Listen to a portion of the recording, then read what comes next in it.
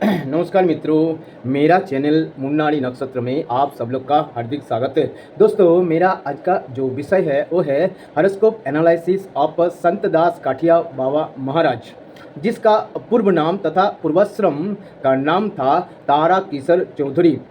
जो संत दास काठिया बाबा महाराज के रामदास काठिया बाबा महाराज का प्रिय शिष्य थे एवं जो निम्बर्क संप्रदाय जो है, निम्बर्क संप्रदाय तथा काठिया बाबा महाराज का जो संन्यास का आश्रम है, उस आश्रम मठ का मठाधीश भी उन्होंने बना था। तो देखिए, उनका जो डेट ऑफ बर्थ है वो है 10 जून 1859। टाइम ऑफ बर्थ है दोपहर 12 बजे एवं प्लेस ऑफ बर्थ है हबीगंज, वर्तमान सिलेट जिला, बांग्लादेश। उनका देखिए जन्म शुक्ला दशमी तिथि में हुआ था और चित्रा नक्षत्र में जन्म हुआ, शुक्रवार को जन्म हुआ, बोरियान योग एवं गर करण में जन्म हुआ। तो देखिए उनका जन्म कुंडली देखा जाए तो देखिए लग्न जो है, लग्न में केतु बैठा है और केतु 10 नंबर तथा मघा नक्षत्र में बैठा है और चंद्रमा सेकंड हाउस तथा कन्या राशि में बैठा है एवं चित्रा नक्षत्र में बैठा है। लग्न की सप्तम भाव में राहु कुंभ राशि में एवं उच्च नवम भाव में शुक्र मेष राशि में, दसम भाव तथा वृषभ राशि में सूर्य एवं बुध दो ग्रह एवं 11 भाव तथा मिथुन राशि में गुरु एवं मंगल दो ग्रह बैठा है। इसके अलावा शनि जो है कर्क राशि में द्वादश भाव में अश्लेषा नक्षत्र में बैठा है। तो देखिए जो संत दास काठिया बाबा महाराज एक बहुत ही बड़ा आध्यात्मिक पुरुष थे एवं मठाधीश, निम्बर्क संप्रदाय का मठाधीश थे एवं उनका जो पूर्वाश्रम का नाम था तारा किशोर चौधरी एवं पूर्वाश्रम में उन्होंने एक बहुत बड़ा वकील भी थे और कलकत्ता हाईकोर्ट का वकील, कलकत्ता हाईकोर्ट का जज भी हुआ था और कलकत्ता हाईकोर्ट का जो फर्स्ट अटॉर्नी जनरल वो तारा किशोर चौधरी हुआ था। कहा जाता है कि उस समय में कलकत्ता हाईकोर्ट में जो सबसे बड़ा लॉयर तथा प्रसिद्ध आईनजीवी जिनका नाम था रास बिहारी घोष, तो रास बिहारी घोष कलकत्ता हाईकोर्ट का उस समय का सबसे बड़ा वकील था। उसके बाद सबसे प्रसिद्ध वकील थे तारा किशोर चौधरी। तो देखिए उनका फर्स्ट जो है, उनका जो जन्म हुआ था एक बहुत बड़ा जमींदार फैमिली एवं ब्राह्मण परिवार में जन्म हुआ था, अर्थात सिलेट जिला का एक गांव में एक बड़ा एवं ब्राह्मण एवं जमींदार परिवार में जन्म हुआ था। इसका कारण क्या है, कुंडली में क्या कॉम्बिनेशन तथा योग है। तो देखिए लग्न में केतु बैठा है और केतु 10 नंबर तथा मघा नक्षत्र में बैठा है। तो लग्न केतु से भी जमींदारी देखा जाता है, जमीन जायदाद प्रॉपर्टी ये भी केतु से भी देखा जाता है। विशेष रूप से जो जमींदारी है वो केतु से देखा जाता है। तो लग्न में केतु बैठा है, इसलिए उनका जन्म एक जमींदार फैमिली में हुआ। और इसके अलावा केतु भी देखिए मघा नक्षत्र का अधिपति जो है वो है केतु एवं मघा नक्षत्र सिंह राशि का सबसे उज्जवलतम नक्षत्र है एवं कालपुरुष राशि चक्र का जितना भी नक्षत्र है उसमें से अन्यतम प्रमुख ब्राइटेस्ट स्टार तथा उज्जवलतम नक्षत्र है मघा नक्षत्र। कोई भी व्यक्ति का जन्म कुंडली में अगर लग्न या लग्न में बैठा हुआ ग्रह मघा नक्षत्र में बैठता है तो जातक का जीवन में बहुत ही उज्जवलता, अर्थात लाइफ बहुत उज्जवल होता है, जीवन बहुत उज्जवल होता है। चाहे वो कर्म जीवन में हो, चाहे उनका जो मतलब आध्यात्मिक जीवन में हो या अपने पारिवारिक जीवन में हो या कर्म जीवन में है, बहुत ऊंचाई तक पहुंचता है एवं बहुत ही प्रसिद्धि लाभ करता है। क्योंकि मघा नक्षत्र का जो प्रतीक तथा सिंबल है वो है राज सिंहासन या राज दरबार। ठीक है, राज सिंहासन या राज दरबार, रॉयल थ्रोन या रॉयल कोर्ट। तो इसी हिसाब से कोई भी व्यक्ति अगर लग्न में बैठा हुआ कोई भी ग्रह, कोई भी व्यक्ति का जन्म कुंडली में लग्न में बैठा हुआ कोई भी ग्रह अगर केतु की नक्षत्र मघा नक्षत्र में बैठता है तो जातक जीवन में बहुत ऊंचाई तक जा सकता है और कोई बड़ा पद मिल सकता है। तो जिसके कारण देखिए एक तो लग्न में केतु बैठा है मघा नक्षत्र में, जिसका कारण एक बड़ा जमींदार फैमिली में जन्म हुआ। और इसके अलावा लग्नेश सूर्य जो 10म भाव में बैठा है, तो सूर्य 10म भाव में दिग्बल प्राप्त होता है। इसके अलावा लग्नेश सूर्य जब 10म भाव में या लग्नेश जब 10म भाव में बैठता है तो जातक बहुत ही बुद्धिमान, बहुत ही मेरिटोरियस श्रुतिधर श्रुतिधर होने का संभावना रहता है, बहुत ही बुद्धिमान होता है, बहुत ही इंटेलिजेंट होता है। क्यों अब जो एकेडमिक जो रिजल्ट है वो बहुत ही अच्छा होते हैं और बहुत अच्छा रिजल्ट मेरिटोरियस स्टूडेंट होने के कारण बहुत ही अच्छा रिजल्ट करता है स्कूल लाइफ या कॉलेज लाइफ में, जिसके कारण जो ताराकिशोर चौधरी तथा संतदास काठिया बाबा महाराज पूर्व जीवन में अर्थात स्कूल लाइफ में या कॉलेज लाइफ में बहुत ही मेरिटोरियस स्टूडेंट थे एवं बहुत ही उन्नति किया। तो देखिए लग्नेश सूर्य दशम भाव में बैठा है बुध के साथ और बुध के साथ। इसके अलावा लग्नेश सूर्य के दोनों तरफ गुरु एवं शुक्र है, क्योंकि लग्नेश सूर्य के द्वितीय भाव तथा 11 भाव में गुरु बैठा है और द्वादश भाव तथा नवम भाव में शुक्र बैठा है। अर्थात लग्नेश सूर्य या लग्नेश दो ब्राह्मण कारक ग्रह गुरु एवं शुक्र की मध्य में होने के कारण एक ब्राह्मण फैमिली में उनका जन्म हुआ। अब देखिए ये ताराकिशोर चौधरी जो है, तो ताराकिशोर चौधरी एक वकील थे, तो लग्न में केतु बैठा है वो भी मघा नक्षत्र में, ये भी एक कारण है, क्योंकि लग्न कोई भी व्यक्ति का जन्म कुंडली में अगर लग्न केतु की नक्षत्र में अथवा लग्न में केतु बैठता है तो और लग्न में बैठा हुआ केतु अगर केतु की नक्षत्र में बैठता है तो जातक वकील होने की संभावना रहता है। इसके अलावा और भी देखिए लग्नेश सूर्य जो दशम भाव में बैठा है, तो दशम भाव से भी मान सम्मान देखा जाता है और दशम से भी राज पद भी देखा जाता है। तो देखिए अमंग दशम भाव में सूर्य दिग्बल प्राप्त होता है, अर्थात डायरेक्शनल स्ट्रेंथ मिलता है सूर्य को।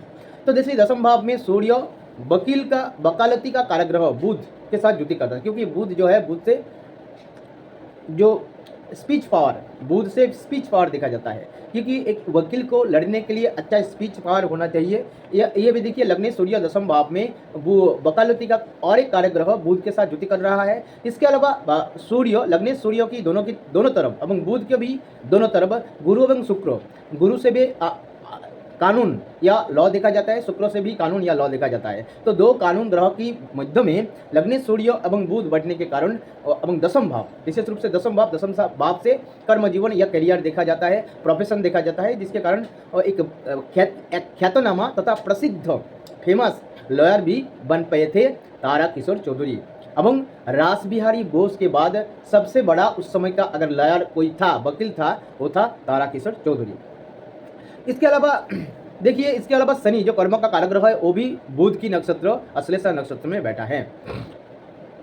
और देखेंगे जो ताराकिशोर चौधरी का जो माता की बहुत ही कम उम्र में देहांत हो गया था, अर्थात ताराकिशोर चौधरी का जब उम्र या बस एज 9 ईयर्स ओल्ड था उस समय उनका माता का देहांत हो गया। इसका कारण क्या है? एक तो देखिए जो एक चंद्रमा जो है, चंद्रमा से माता को देखा जाता है, या देखिए चंद्रमा के ऊपर शनि की तृतीय दृष्टि है, तो इसलिए चंद्रमा पीड़ित हो गया, क्योंकि द्वितीय कन्या भाव में बैठा हुआ चंद्रमा के ऊपर कर्क राशि में बैठा हुआ शनि की तृतीय दृष्टि होने के कारण चंद्रमा पीड़ित हो गया।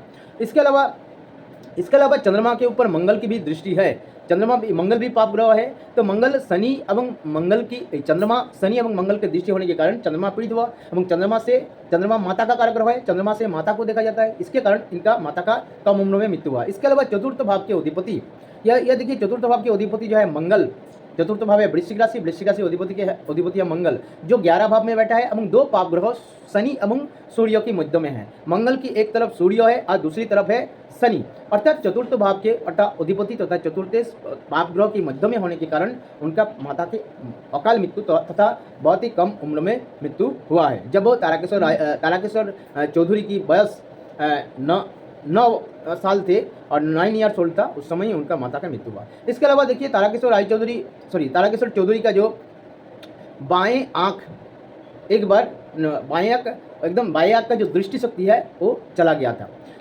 एक बार उन्होंने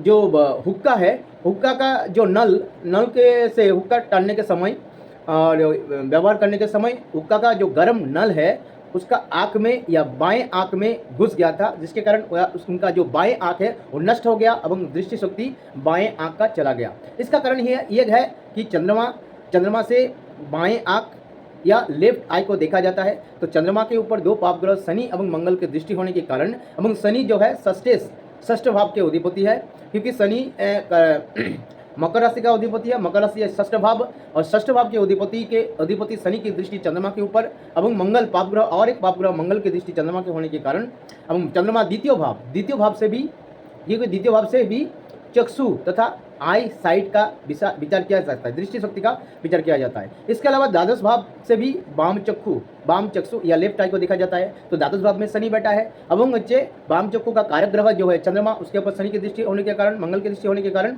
ये सब के कारण अभंग लग्न में केतु बैठा है।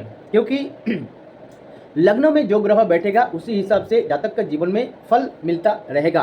तो लग्न में केतु बैठा है तो देखिए केतु जो है मस्तक या मुखमंडल विहीन धड़, अर्थात उसका बॉडी या धड़ में मुखमंडल में जो दो चक्षु या नयन रहता है, आई रहता है, वो ना रहने के कारण जो केतु को कहा गया है, केतु का कोई दृष्टि नहीं है और केतु दृष्टि सहित शक्ति रहित होता है और उसके अंदर दृष्टि शक्ति नहीं रहता है। तो इसलिए अगर लग्न में केतु बैठता है एवं लग्न में केतु, वो भी केतु की नक्षत्र मघा नक्षत्र में बैठने के कारण एवं द्वितीय भाव, द्वादश भाव एवं वाम चक्षु का कारक ग्रह चंद्रमा एवं वाम चक्षु का कारक जो भाव है द्वादश भाव पीड़ित होने के कारण उनका जो वाम चक्षु का दृष्टि शक्ति एकदम चला गया और वाम चक्षु जो है लेफ्ट आई नष्ट हो गया।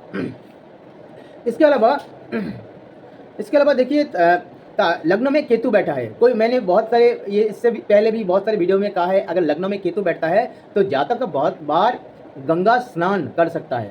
इसलिए तारकेश्वर रायचौधरी बहुत बार गंगा स्नान किया और गंगा की तीर में बैठा और गंगा की तीर में रहने का कोशिश किया और पूजा पाठ किया और जो है ध्यान साधना इत्यादि किया, जिसके कारण बहुत बार उन्होंने गंगा स्नान किया। लग्न में केतु बैठता है, गंगा स्नान करना बहुत ही शुभ फलदायक होता है। और देखिए जो तारकेश्वर चौधरी एक उसके अलावा जाज भी रहा, क्योंकि दसम भाव में लग्न सूर्य बैठा है। तो सूर्य जो दसम भाव से भी मान सम्मान देखा जाता है या बड़ा पद देखा जाता है और सूर्य दसम भाव में दिग्बल प्राप्त होते हैं। एवं दसम भाव दो शुभ ग्रह, नैसर्गिक शुभ ग्रह, नेचुरल बेनिफिक प्लैनेट जुपिटर एवं शुक्र, अर्थात जुपिटर एवं वीनस के मध्य में होने के कारण दसम भाव बहुत बलवान है, जिसके कारण एक बार जाज भी बना। एवं कलकत्ता हाईकोर्ट का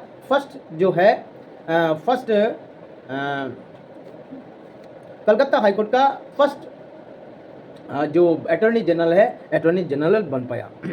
तो दोस्तों मेरे और भी एक चतुर्थ भाव के अधिपति एवं पंचम भाव के अधिपति, चतुर्थ भाव के अधिपति मंगल, पंचम भाव के अधिपति जो गुरु, दोनों एक साथ 11 भाव में बैठने के कारण विशेष रूप से देखिए 11